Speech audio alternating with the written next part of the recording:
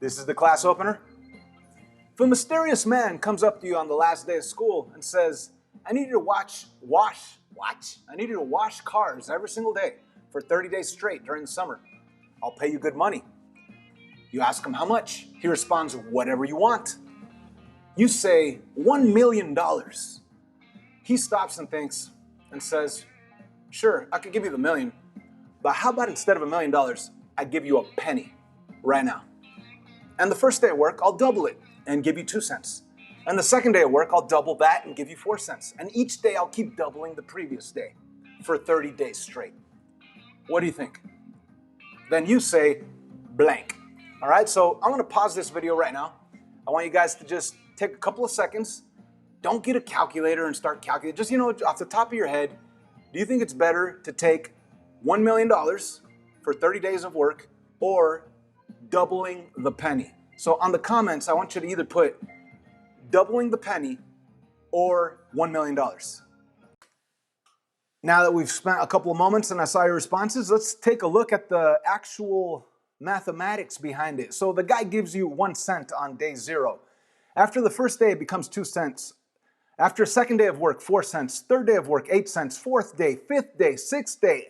On the 7th day of work, ladies and gentlemen, you work the entire day and he gives you $1.28. Man, talk about slave labor right there. Yeah, but then let's see what happens on day 8. It doubles, becomes $2.56, doubles, becomes $5, doubles, becomes 10, then 20, then 40, then 81.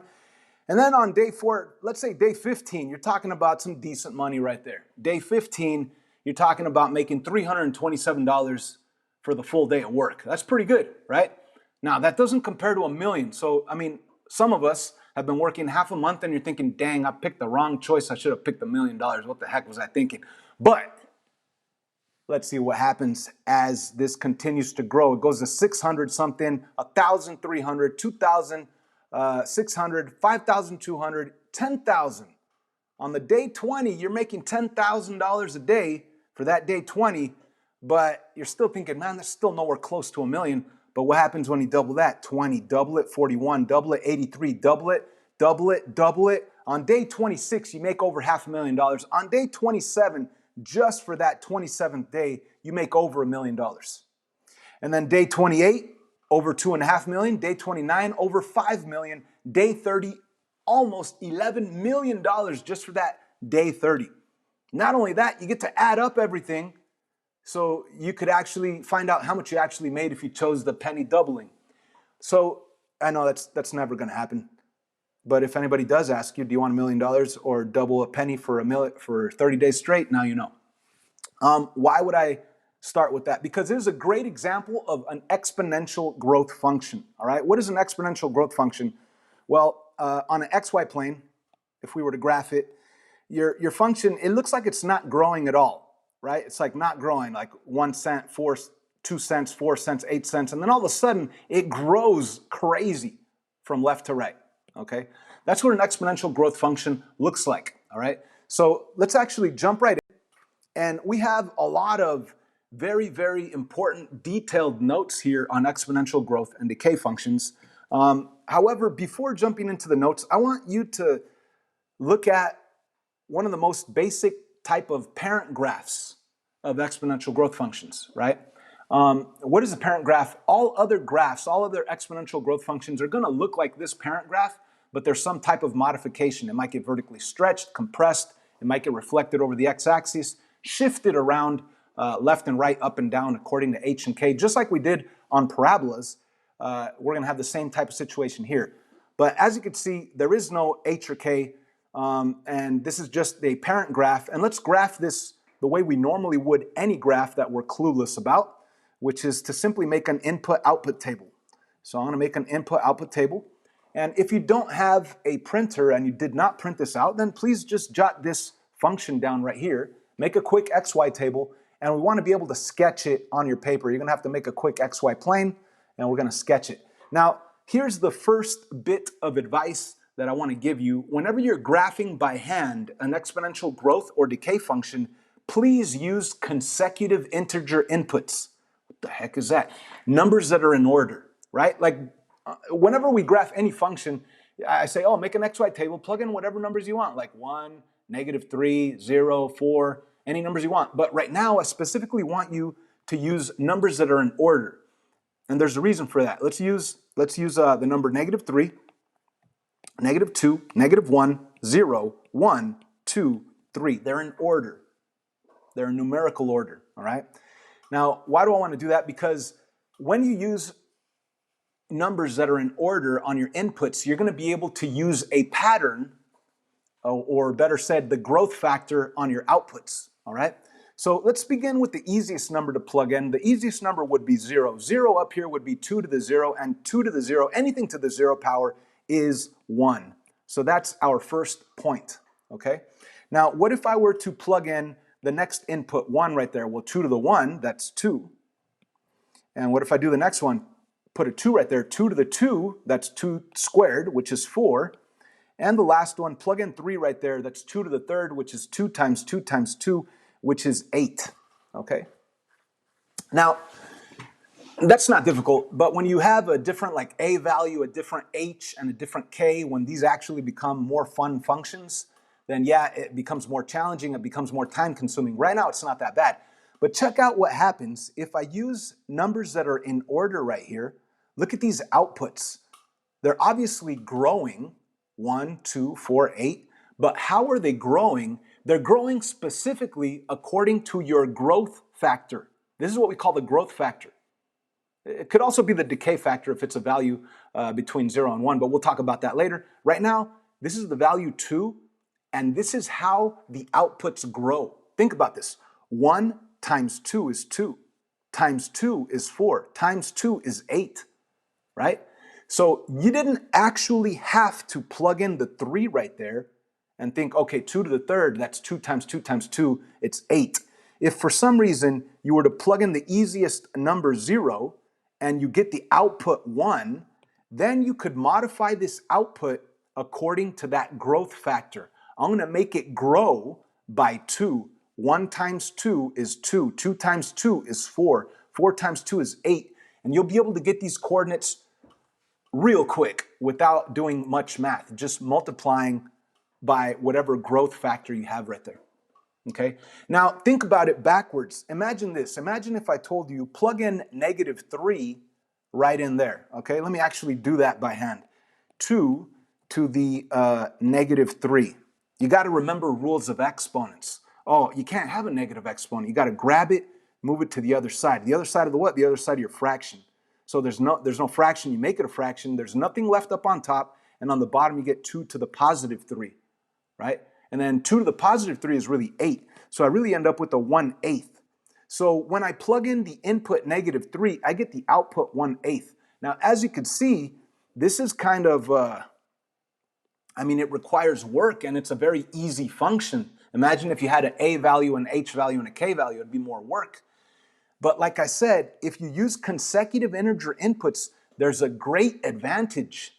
The advantage is plug in your easiest input 0, get the output, whatever it is. Your output right here is 1. Now use your growth factor to get the other values. We already did that. 1 times 2 is 2, times 2 is 4, times 2 is 8. But if going this way is multiplying by 2, going backwards is dividing by 2, which is really multiplying by half. So 8 times half is 4, times half is 2, times half is 1, times half. What's 1 times half? That's 1/2. What's 1/2 times half? Well, 1/2 times 1/2 is 1/4. And what's 1/4 times 1/2? It's 1/8. So just by using consecutive integer inputs, inputs that are in order, you're going to be able to plug in the easiest input, get out a nice output, and then after that, use your growth factor to get to the other outputs. If you did not use consecutive integer inputs, you would not be able to do this shortcut. You wouldn't be able to see the pattern on your outputs. What's the pattern? That it's growing. How is it growing? By 2. 1 times 2 is 2. 2 times 2 is 4. 4 times 2 is 8. Backwards, it's not multiplying by 2. It's multiplying by the reciprocal of 2, which is 1/2. 8 times half is 4. Half of 4 is 2. Half of 2 is 1. 1 times half is 1/2. 1/2 times 1/2 is 1/4. 1/4 times 1/2 is 1/8. So as you could see, when we are graphing exponential growth functions by hand, it's miraculous, it's amazing to use consecutive integer inputs because you'll be able to come up with tons of coordinates just by simply multiplying by the growth factor. What do you guys think of that? Do you see the advantage of using consecutive integer inputs? I mean, if I just use 0 and 2 and -3 and they're not in order, I would not be able to see a pattern. I would not be able to use the growth factor to make the outputs grow. All right. Anyway, let's take a look and see what this parent graph looks like on the graph. All right. Well, the coordinate, let's start with 0, 1. 0, 1 is right there. Okay, let me do it in red. 0, 1 is right there. And then the coordinate 1, 2. 1 on the x, 2 on the y, it's right there. Yeah, it's growing from left to right. And then you go 2, 4. 1, 2, 1, 2, 3, 4, it's right there. And then 3, 8. 1, 2, 3, all the way up to 8. It's growing super fast, right? Now, in the opposite direction, when I go -1 and 1/2, well, let me zoom in so we could actually see that. Keep in mind that this is the origin right there, okay? So when I go -1 and then halfway up, I'll be right there, okay? Halfway up. And then the next coordinate, I know we can't see it right now on the screen, but the next coordinate would be -2, 1/4. So -2 on the x, and then 1/4 of the way up. That's really half of the half. So 1/4 is right here. And then the next one is -3 and 1/8. I know you can't see the XY plane anymore, but see 1/8 is really half of 1/4. So whatever distance we had right here, I want to go half of that distance right there to give me the 1/8. Right? Now, an XY table, you could plug in as many numbers you want, right? I mean, I could technically plug in -4 and that would give me 1/16. -5 would give me 1/32. -6 would give me 1/64. -7, 1/128. And as I go to the left, it gets smaller and smaller and smaller. As I go from left to right, it gets bigger and bigger and bigger. That's why this is called a growth function, because from left to right, it gets bigger and bigger and bigger. But if you look at it backwards, it's going to be getting smaller and smaller and smaller by half. Let's just focus in on the y values. Right here, you're at the y value of 8. Right here, it chops down to half of that 4, half of that 2, half of that 1. And then half of 1 is 1/2. Half of that's 1/4. Half of that's 1/8. Half of that's 1/16. So that's ridiculously close to the x-axis. And then half of that's 1/32, 1/64, 1/128, 1/1. At that point, I can't physically draw it closer. I draw it like if it's actually touching the x-axis, but we know it never actually touches. It just infinitely approaches the x-axis. So I'm going to draw an arrow like if it's actually touching the x-axis, but important fact, it never touches. It just infinitely approaches from right to left. Now, from left to right, yeah, it's growing, and it grows exponentially. Now, it is not gonna ever go straight up. It'll always go to the right and then higher, to the right and then higher, to the right and then higher. Does that make sense? Okay, so this is what a growth function looks like. Yeah, it looks like it's not growing at all. It looks like it's like 1 penny, 2 pennies, 4 pennies, 8 pennies. That's nothing, right? But then all of a sudden you get to a point where it's starting to grow really fast. I mean, 1, 2, 2, 4, 3, 8, 4, 16, 5, 32, 6, 64, and higher and higher and higher, okay? So one important concept that we need to understand on this section is the concept that your growth function in a certain direction, it infinitely approaches what we call the asymptote. Ladies and gentlemen, in this case, the x-axis is your asymptote. That green line right there is the line y equals 0, okay? That green line is y equals 0. Yes, it's the x-axis, but that's what we call the asymptote. Asymptote.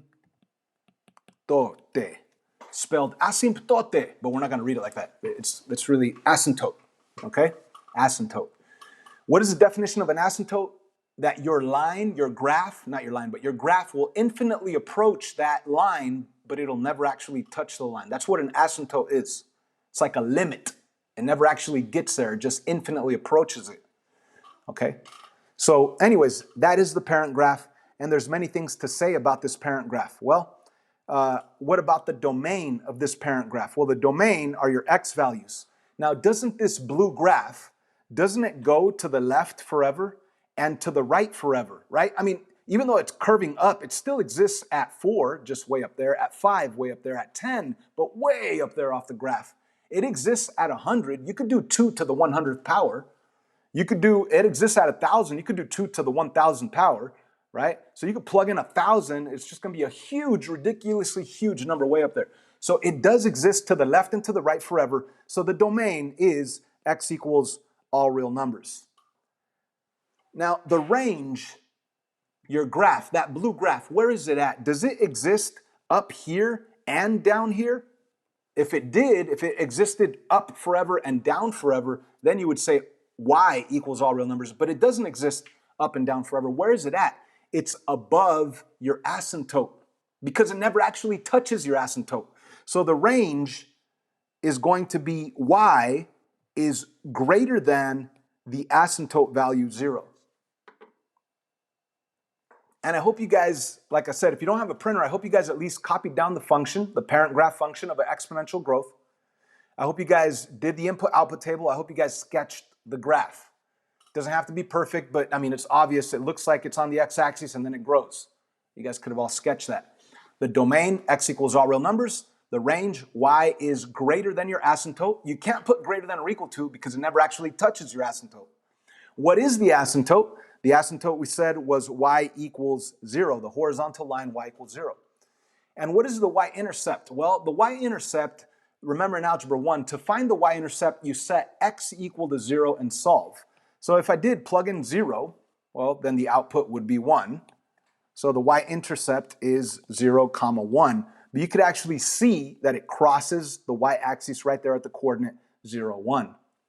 Anyway, let's go to the actual notes. I just wanted you to discover what the exponential growth function, the parent graph, y equals 2 to the x looked like. Now you saw it. Now we talked about the domain, range, and asymptote, and the y-intercept. Now let's get to our notes.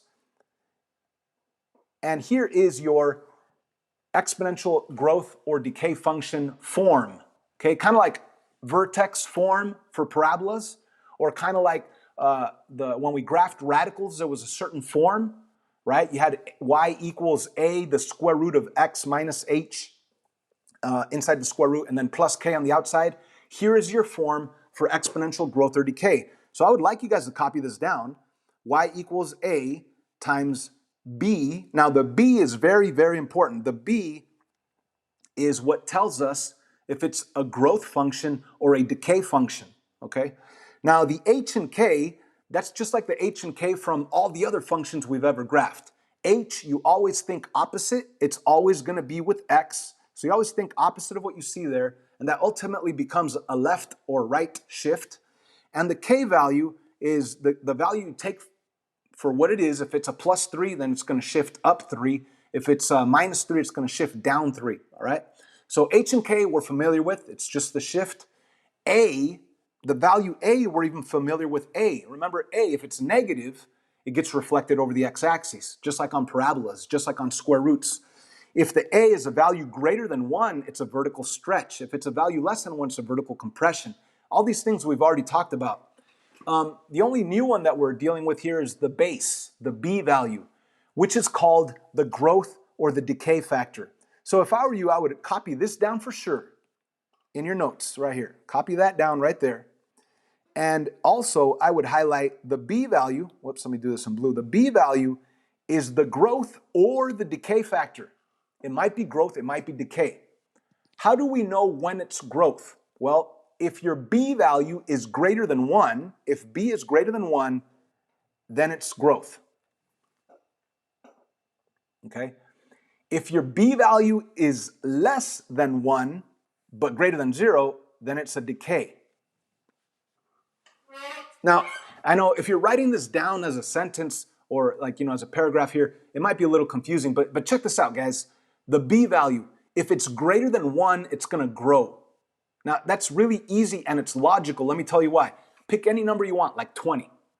Multiply it by any number that's greater than 1. Oh, like 20 times 2. What happens? It grows to 40. 20 times 3. What happens? It grows to 60. But what if I were to multiply 20 by a fraction that's less than 1?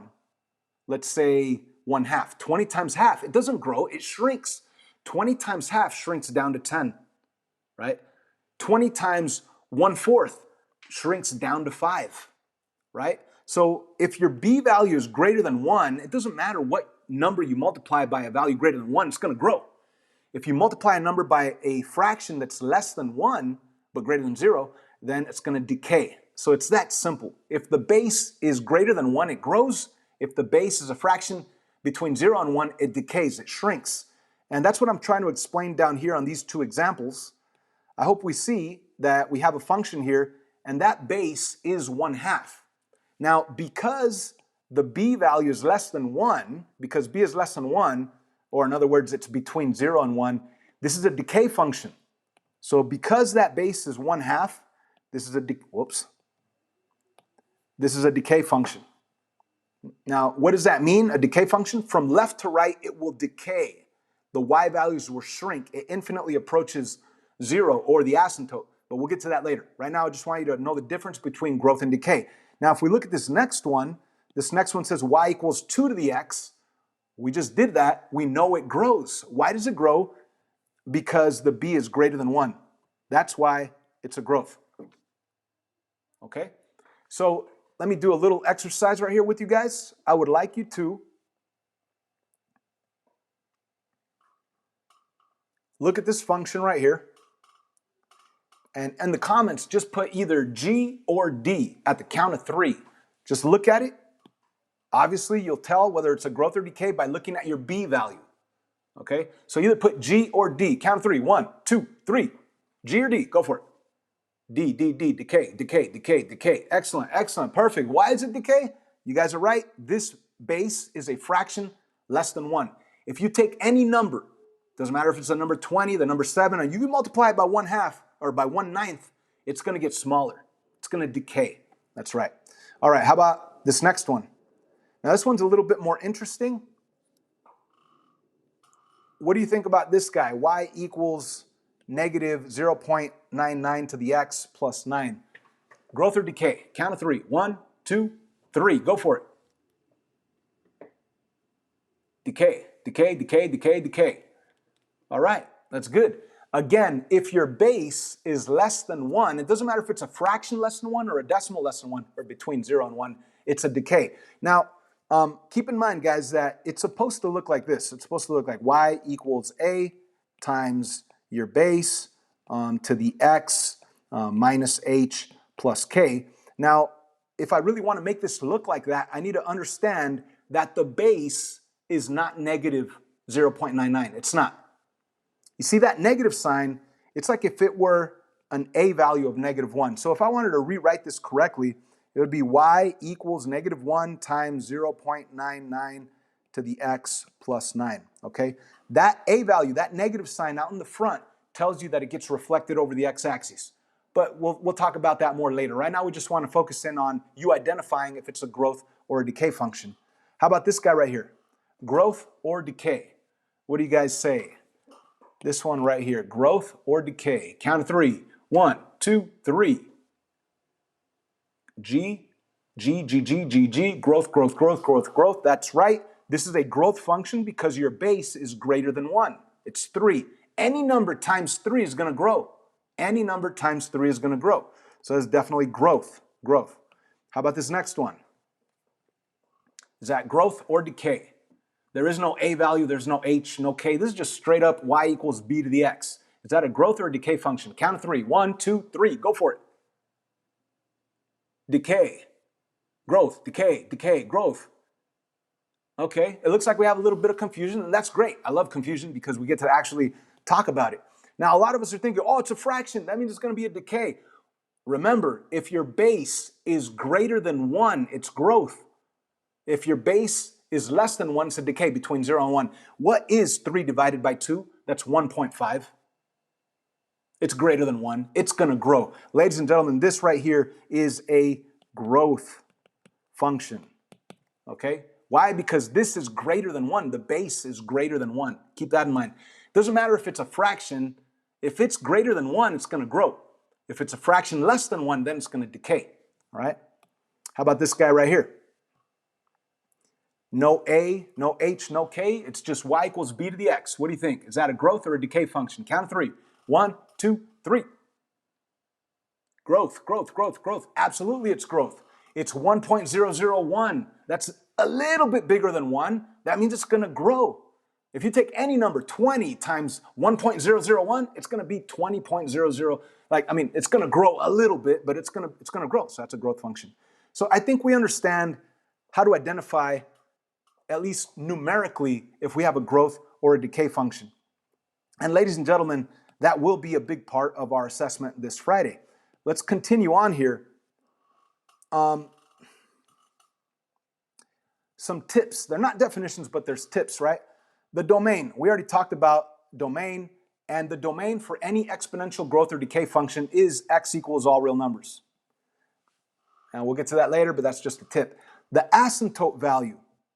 The asymptote line, not value. Asymptote line is the equation y equals k. So I think it's worth going back to our original notes right here, and instead of having k highlighted in red, I'm going to highlight it in green, because this is where we get our asymptote from. Okay, the k value is our asymptote. Y equals k is our asymptote. Let's go back to the parent graph that we graphed, right? Let's think about this, guys. Right here we have y equals, the a value is 1, the b value is 2, the b value is your growth function. That's why it's growth, because it's greater than 1. X minus h. There is no h, so you could put a minus 0 right there if you want. And the k value, there is no k value at the very end, so you could put a plus 0 if you want. As you could see, the k value is 0. Y equals 0 is your asymptote. I hope this is making sense to you guys. Now, the beauty is that you're not really going to have homework today. You're just listening, you're learning, and we're going to continue this lesson tomorrow. Let's move back up to definitions, or not definitions, but tips. The range, we already talked about range. It's either above or below your asymptote value, right? And that's why it says right here, the range, it's either greater than the k or less than the k. Now let's talk about growth or decay functions visually, okay? Now we already know the growth or decay factor b. We already know how to determine whether it's a growth or decay function by looking at the base. If it's greater than 1, it's growth. If it's less than 1, it's decay. But let's take a look at them visually, okay? This is very, very important. Growth functions from left to right will grow away from the asymptote being y equals k, okay? Decay functions from left to right will decay towards the asymptote y equals k. So visually, ladies and gentlemen, we already saw on the parent graph that visually from left to right, it looks like it's touching the asymptote, and then all of a sudden it grows away from the asymptote. That is a growth function. Guys, we read sentences from left to right. We're going to look at graphs from left to right. From left to right, it grows away from the asymptote. So let me erase this. Okay. Now maybe I'll just delete it. Maybe your asymptote is not on the x-axis. Maybe your asymptote is down here. Let's say at y equals -3. Okay, let's say it's down there. And from left to right, it looks like it's on the asymptote, and then all of a sudden it grows. That's a growth function as well. Okay, these are different examples of growth functions based on the highlighted yellow highlighted notes that we just did. Okay, from left to right, it grows away from your asymptote. Okay, now here's a good one. Check it out. A lot of students get confused with this one. Even this one, it looks like it's on the asymptote, and then it grows away from the asymptote from left to right. That is a growth function. And I know a lot of you are thinking, wait a minute, that's getting negative. That's not growing, that's getting negative. There is such a thing as negative growth. You want me to tell you a real live example? When you guys go to college, the first week of school, there's gonna be some tables out there, and there's gonna be some credit card companies asking you to fill out the form and you get credit cards. You can get tons of credit cards, guys. And guess what? If you don't use them, you don't owe any money. But if you start using them, your debt is gonna grow. From left to right, it's gonna grow in a negative direction. So this is a growth function, but in a negative direction. Once again, how could you tell growth functions? From left to right, they grow away from your asymptote, wherever that asymptote may be. And where do you determine where the asymptote's at? You determine where the asymptote's at based on your k value, on your y equals k horizontal line. Okay, so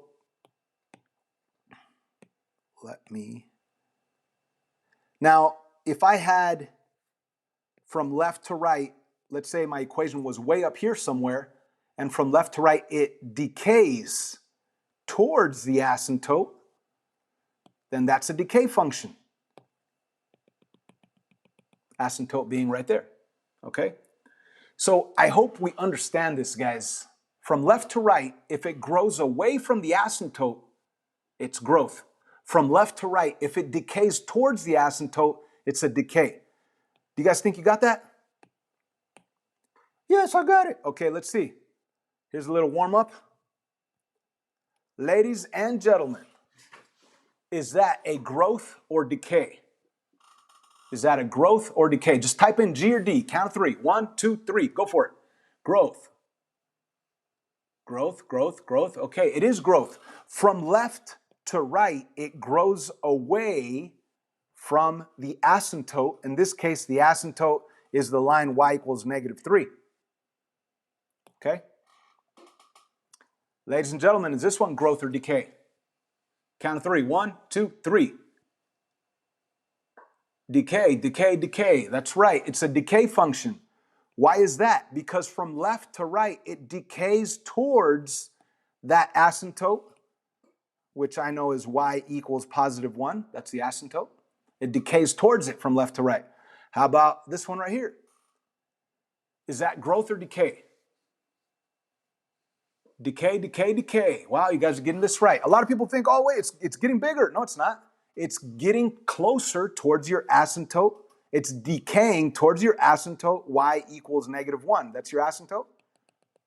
And from left to right, it gets closer and closer and closer. It decays towards it.